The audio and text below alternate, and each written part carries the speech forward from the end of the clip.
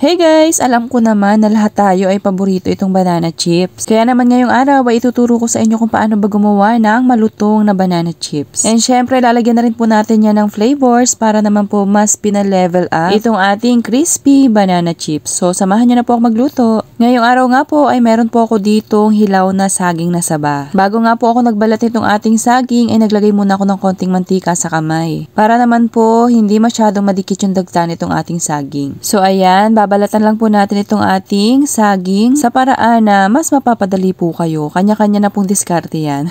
Tapos ayan, after nga po nating mabalatan ay atin po yang i-slice ng ganito po kaninipis. Ayan, ganito lamang po, kasarapan lamang po ang nipis. Kung wala pong slicer, pwede po yung ating mga peeler dyan sa bahay. Okay na to, set aside muna. Tapos, sa isang tasa po ay paghahaluin natin itong kalahating tasa ng suka, kalahating tasa ng tubig at asukal. Depende na po sa tamis na gusto ninyo, ilalagay nyo pong asukal dyan. Bale yung pong ating suka, ayan po yung magsisilbing pampalutong lalo dito sa ating banana chips. Ayan, set aside po muna. Tapos sa isang kawali ay naglagay po ako dyan ng marami-raming mantika. At naglagay na nga po ako dito ng sapat na dami nitong mga hiniwa kong banana chips. Ayan, hintayin lamang po maging malutong itong ating saging. At kapag malutong na po ay pwede na po tayo ditong maglagay ng ating vinegar mixture. So ayan, ito po yung pinaghalo natin kaninang suka, asukal at tubig. Ang dami po ay depende pa rin po sa tamis na gusto ninyo. Yan na rin po yung ating pinakang sugar syrup. So ayan, haluin pa rin po at hintayin po itong lumutong. And syempre, mas kumapit pa yung ating inilagay na sugar syrup. Yun nga pong may suka. Kapag ganyan na po mapula-pula na ay okay na po yan. Dahil yan naman po ay mas pupula pa dahil mainit pa rin po syempre ang ating saging. At ayan na po, super lutong nitong ating banana chips. Balihin natin ko po yan sa tatlo. Yung isa ay plain lamang. Ito naman pong isa ay salted egg powder. Ayan, napakasarap din mga mami koy nung ganitong flavor ng banana chips. Isipin ninyo yung lasa ng salted egg tapos malutong na banana chips. Ang sarap. Ito naman pong isa ay barbecue flavor. Ayan, kalug-kalugin din lang po natin yan hanggang sa malagyan po lahat nitong ating pampalasa. Ganyan lamang po kadali ang paggawa ng napakalutong na banana chips.